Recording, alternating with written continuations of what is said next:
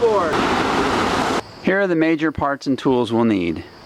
2 sheets of 1/4 inch plywood, 2 foot by 4 foot in size, some kind of saw, lots of sandpaper of varying grits, some waterproof glue and maybe a roller to put it on, polyurethane, and a brush to put it on.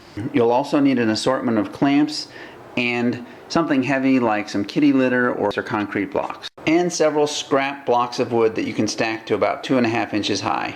If you want your board to have really nice top edges, you'll need a round over bit like this and a router or drill press to put it in. Otherwise you can just sand your top edges. First we need 3 1-foot sections of plywood. I'm going to cut one out of this board because it has really nice grain here, and then I'll just split this one in half. You can use a handsaw or a table saw. Now let's set up our curve mold. Put your 2.5 inch blocks 4 feet apart so that you can put your pieces of wood right on top of them like this, and then take your weight, cat litter in my case, and put it on right in the middle like this. You want to have enough weight so that your boards curve down and touch in the middle. Mine don't quite make it with the kitty litters, so I'm going to add a box of 7-Up. Put waterproof glue on your bottom board. Spread it out with your roller. Do the same on your middle board and stick those 2 boards together.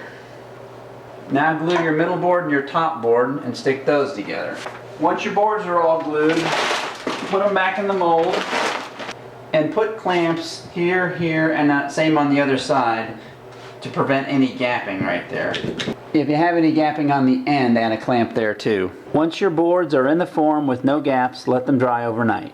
Once it's dry, it should maintain its curved shape like this. Decide how long you want your board to be and mark it on the back. In my case, 42 inches. If you don't have a straight edge, you can use a box. Now we need to make the curve pattern. Using Microsoft Paint, I started by drawing an oval like this, and then I cut it off with a line like this, and then I used a circle right in here to give a more rounded edge right there. The result looks like this. If you want to use my pattern, you can stop the video here and take a screenshot. Now cut out your pattern. Trace your pattern in all 4 corners of your board and cut it out with a hacksaw or bandsaw. Your board should now look like this. Sand or route your top edges.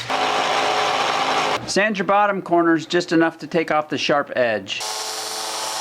If you have any gaps in your plywood, fill them with a mixture of sawdust and waterproof glue, let them dry and sand them off. If you have any gapped edges like this, drip some glue in them and reclamp them. Hand sand both sides of the board until it's super smooth. My polyurethane was all dried out. When I went to get some more, I saw this blue stain, which I'm going to try on my board.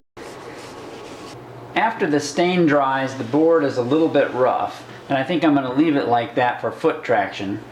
On the back side, however, I want this to be super smooth, so I'm going to hit it very lightly with some sandpaper again.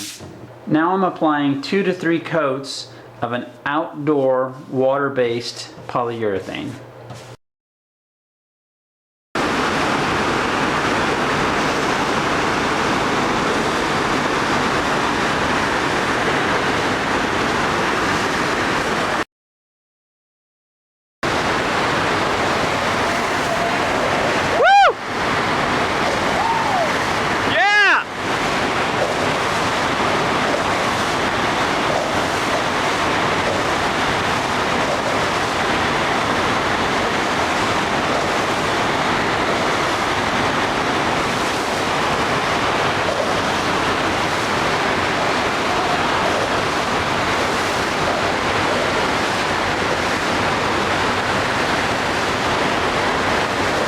We did find the top to be a little slippery, so I would suggest you add a grip.